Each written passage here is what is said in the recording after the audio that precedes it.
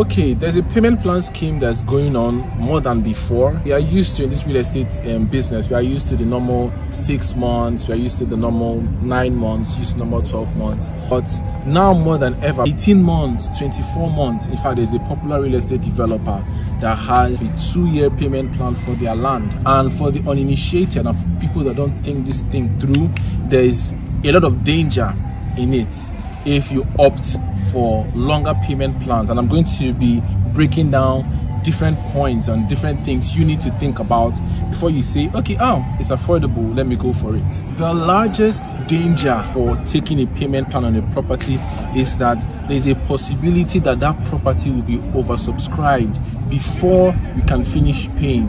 And if that property is oversubscribed, then you know that you're not going to be getting your property in that location. Maybe the developer only has 100 or 150 plots in that area. If you take a long payment plan, or if you take a payment plan and you cannot meet up and then you go and beg them, oh, please give me more time. By the time that you are finished paying, or you think that you're already able to give them the balance, bear in mind that that property could have finished being subscribed to.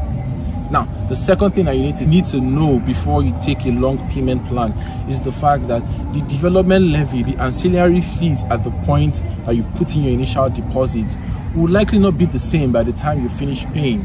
So let's say you're taking a payment plan and the development levy is 1 million naira, the development levy is 500,000 naira.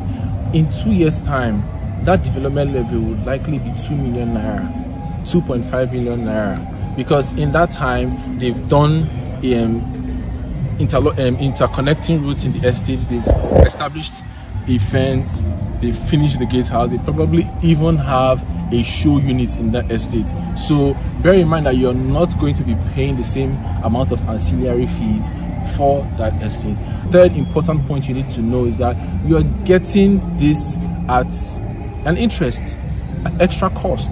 So the extra cost that you're going to be paying, 10%, 15%, 20%, is going to be more than if you decided to, pay outright, and outright is now considered between 1 to 3 months. So you need to have that in your mind. But what is my advice to you? My advice to you is simple. If you have a steady source of income, or you have a business that you are sure you can be able to pay in a stipulated amount of time, you can take advantage of a payment plan. But if you're not very sure, you can actually put in your initial deposit, pay even up to 50 to 60%. But if you cannot pay the 100% based on your form that you signed, because in your form you're going to indicate, I'm going to pay in 6 months, I'm going to pay in 12 months, I'm going to pay in 24 months. If at the end of that 24 months you have not paid the full price of that property, that land, including the ancillary fees, you have broken the clause in the contract of sale. Haven't broken that contract, the developer can interpret it in any way. They can interpret it in a refund, and a refund is no less than 40% of the full price that you've paid. Or they can interpret it in another way that, okay, we're going to add an extravagant charge for breaking. Some people, they give you a 20% surcharge. They can just interpret it like it is not in your hands again, because you said you were going to pay in this stipulated amount of time. Maybe something happens, there's even the fact that you can lose interest in that estate, or lose interest in that location in that period of time. Or maybe you want money to do something and your money diverts to other stuff and you're not able to take advantage of it. But the truth of the matter is that despite all of the dangers that I have raised, there's no joy than in seeing that even if you cannot do it outright, money comes and goes, and if you don't use that money for something, and if you're not disciplined to put in an initial deposit, you can use the money for something else, and in that amount of time you could have still made that amount of money with no property to show for it. So if you're very sure of it, you can take the leap of faith and you can contact me. And the good thing about it is that in Ayetoro, for instance, where the airport is going to be, international airport is going to be, there's everything for everybody's size. There's 35 million naira, there's 21 million naira, there's 10 million naira, there's 12 million naira, for a sea of O land in that area. So you can take advantage of all of this.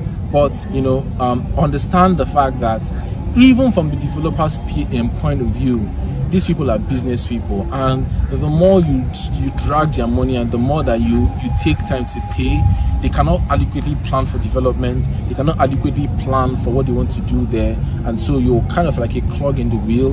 That's why some developers, they struggle with delivering, because customers are not paying on time, and you know, especially when it becomes too cheap, the entry point becomes too cheap for people to enter. You attract people that, you know, are low income people, and so, you know, maybe they had a windfall, they could put an initial deposit, they cannot continue with that.